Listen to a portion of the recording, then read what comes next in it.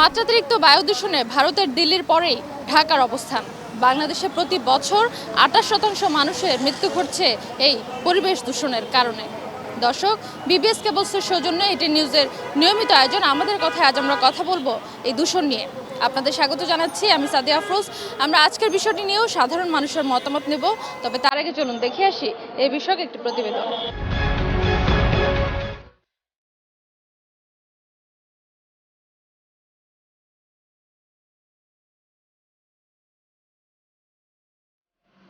সময়ের সঙ্গে বদলাচ্ছে দূষণের ধরন। উদ্বেগের বিষয় হলো বাতাসে দূষণকারী ভাসমান অতি ক্ষুদ্র ধূলিকণা PM2.5 সাম্প্রতিক বছরগুলোতে অনেক বেড়েছে। বায়ু দূষণে ভারতের দিল্লি সবার উপরে, ঢাকা ঠিক পরেই। কখনো কখনো ঢাকা ছাড়িয়ে যায় দিল্লিকেও। বায়ু দূষণের কারণে মৃত্যু সংখ্যার দিক থেকে বাংলাদেশ পঞ্চম। WHO এর প্রতিবেদন বলছে বাংলাদেশে প্রতি 1 লাখে 149 জন, অর্থাৎ বছরে 2,40,000 মানুষ এই বায়ু দূষণের কারণে মারা যায়। বিশ্বব্যাংকের হিসেব মতে বছরে আর্থিক ক্ষতি প্রায় 60,000 কোটি টাকারও বেশি। আমাদের আশেপাশে যে দেশগুলো, ইন্ডিয়া, নেপাল, এরা কিন্তু একটা স্ট্যান্ডার্ড ফলো করে। আমাদের এখানেও সেরকম একটা স্ট্যান্ডার্ড ফলো করতে হবে। আমাদের এখনও কোনো স্ট্যান্ডার্ডই নাই বাংলাদেশে। যেমন ইন্ডিয়া ভারত 6 মানে হলো 10 ppm সালফার থাকতে হবে। নেপাল হলো ইউরো 6 ব্যবহার করে, ইউরো 6 মানে হলো 10 ppm সালফার থাকতে পারবে। আমাদের এখানে আনফর্চুনেটলি কোনো গাইডলাইন ভ্যালু নাই এর জন্য, এবং এটা কত আমাদের ব্যবহার করে সেটা জানা নাই। 2000 ppm সালফার পর্যন্ত এখানে থাকে। তো কোথায় 10 ppm আর কোথায় 2000 ppm। তো এই জিনিসগুলো যদি আমাদের কন্ট্রোল না হয় তাহলে পলিউশন কখনো কন্ট্রোল হবে না। অতি ক্ষুদ্র ভাসমান কণা মানুষের শ্বাস প্রশ্বাসের সাথে ঢুকে যায় বলে দূষণজনিত অসুস্থতার সংখ্যাও বেশি। স্বল্পমেয়াদী উপসর্গের পাশাপাশি ফুসফুসের ক্যান্সার, হাঁপানি ও যক্ষ্মাসহ দীর্ঘমেয়াদী জটিল রোগও বাড়ছে। তো এই বায়ু দূষণের কারণে যে জিনিসটা হচ্ছে যে আমরা লক্ষ্য করছি যে বিগত বছরগুলোর থেকে ধীরে ধীরে এই বায়ু দূষণজনিত কারণে শ্বাস প্রশ্বাসের রোগ আমাদের হাসপাতালে, বিশেষ করে জাতীয় বক্ষব্যাধি নিষ্ঠুর হাসপাতাল, আপনারা জানেন যে এই হাসপাতালটি বাংলাদেশের সর্বোচ্চ একটা প্রতিষ্ঠান যেখানে শ্বাসকষ্টজনিত রোগীদের চিকিৎসা করা হয়। সেই চিকিৎসা করতে গিয়ে আমরা দেখতেছি বহির্বিভাগ এবং অন্তর্বিভাগে আগত রোগীদের অনেকাংশেই বায়ু দূষণ কারণে দীর্ঘকালীন ক্রনিক রোগে ভুগতেছে। তার মধ্যে উল্লেখযোগ্য হচ্ছে ব্রঙ্কিয়াল অ্যাজমা এবং COPD। বাতাসের পাশাপাশি ঢাকার নদী ও খালগুলোর দূষণ এমন পর্যায়ে পৌঁছেছে যে ভূগর্ভস্থ পানির উপর চাপ বেড়েছে। এছাড়া মাটি ও শব্দ দূষণও মারাত্মক ক্ষতি করছে স্বাস্থ্যের। মনিরুল ইসলাম মিন্টু, 18 নিউজ, ঢাকা। এতক্ষণ প্রতিবেদনটি দেখলেন, এবার চলুন জেনে নেই এই বিষয়ে কি বলছেন সাধারণ মানুষ। প্রশাসনের যথেষ্ট উদাসীনতা আছে, তারপরও প্রশাসন যতটুকু কাজ করছে তাদের পাশে আমাদের সহযোগিতা করা উচিত। আমাদের ঢাকা উত্তর, ঢাকা দক্ষিণের মেয়র নিরলস প্রচেষ্টা চালিয়ে যাচ্ছে। তবে আমরা জানি যে আমাদের জনগণের মধ্যেও সচেতনতা তৈরি হওয়া উচিত। পরিবেশ দূষণ ক্ষেত্রে আমাদের নিজেরও অনেক রকমের ভূমিকা পালন করবার আছে। তো সেই বিষয়ে কাজ করলে আমরা সকলের সম্মিলিত প্রচেষ্টায় অবশ্যই ইনশাল্লাহ একদিন ঢাকা একটা বসবাসের যোগ্য নগরীতে পরিণত হবে বলে আমি মনে করি। আমরা জনগণরা যদি সবাই সচেতন হতে পারতাম মোটামুটি, তারপরে এই শব্দ দূষণ থেকে আমরা নিজেদেরকে রক্ষা করতে পারতাম। এতে করে দিন দিন আমরা অসুস্থ হয়ে পড়তেছি। এত শব্দ দূষণ হচ্ছে, এত বায়ু দূষণ হচ্ছে, আমরা বসবাসের অনুপযোগী হয়ে পড়তেছি অবস্থা।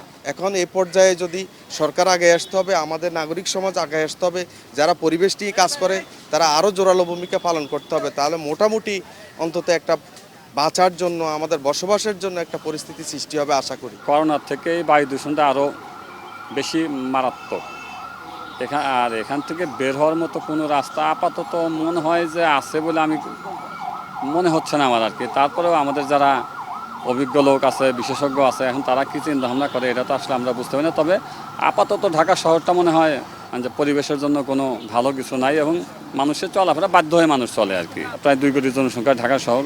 এখানে আসলে পরিবেশ দূষণের পিছনে এটাও একটা বড় কারণ। যেমন রাস্তাঘাটে দেখেন যে খোরাখুরি চলতেছে, এটাও একটা কারণ। বৃষ্টি নাই প্রায় 2 মাস হলো। এটা সব কিছু মিলেমিশে এটা একদম এখন একটা মেসাকার অবস্থা হয়ে গেছে আর কি। আমাদের নিজেদেরকে সচেতন হতে হবে। যেমন এই করোনার মধ্যে আমরা মাস্ক ব্যবহার করছি, কিন্তু এখন করছি না। এখনও আমাদের মাস্ক ব্যবহার করা উচিত। বাংলাদেশের প্রেক্ষাপটে যে যান্ত্রিক যে দূষণটা আছে, সবচেয়ে বেশি এফেক্টেড হলো যান্ত্রিক কলকারখানা। বিভিন্ন জায়গায়, যেমন এই ফিটনেসবিহীন যে গাড়িগুলো চলে, দেখেন ধোঁয়া, কালো ধোঁয়া ছাড়ছে, এটা পরিবেশ দূষণ করে, বাতাস দূষণ করে দিচ্ছে। এই জন্য এর প্রতিরোধ তো সরকারিভাবে নেওয়া উচিত, এবং আমাদের উচিত যে এটার জন্য সচেতন হয়ে, যে করোনার জন্য মাস্ক ব্যবহার করছি এটা নয়, শুধু আমাদের সবসময় মাস্ক ব্যবহার করা উচিত।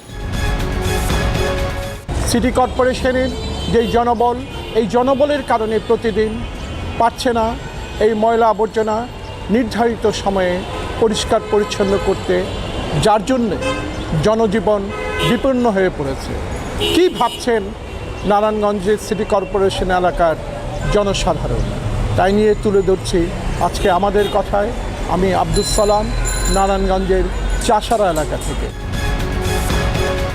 সবসময় নিয়ম মেনে আমাদের ট্যাক্স, কর সব কিছু সিটি কর্পোরেশনে পরিশোধ করছি, কিন্তু সেক্ষেত্রে আমরা কিন্তু আমাদের সুবিধাটুকু পাচ্ছি না।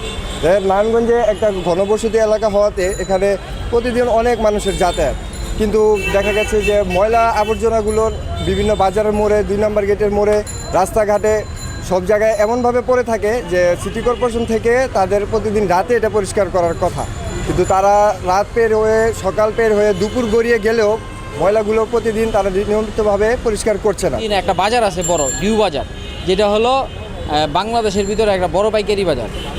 সেইখানেও এই যে ময়লা আবর্জনা, আর বিভিন্ন জায়গায়, শহরের বিভিন্ন জায়গায় দেখি যে ময়লা আবর্জনা পড়ে থাকে, এগুলো কোনোই নিষ্কাশনের কোনো ব্যবস্থা নেই। আর যদিও নিষ্কাশন করে ওরকমভাবে না, দেখা যায় আপনার ময়লা পড়ছে রাত্রে, সেইটা পরের দিন গিয়া নিষ্কাশন হইতেছে, তাও পরিপূর্ণভাবে না। ময়লা আবর্জনা পরিষ্কার করার ক্ষেত্রে আমরা সিটি কর্পোরেশনের কিছুটা হলে উদাসীনতা দেখতে পাচ্ছি।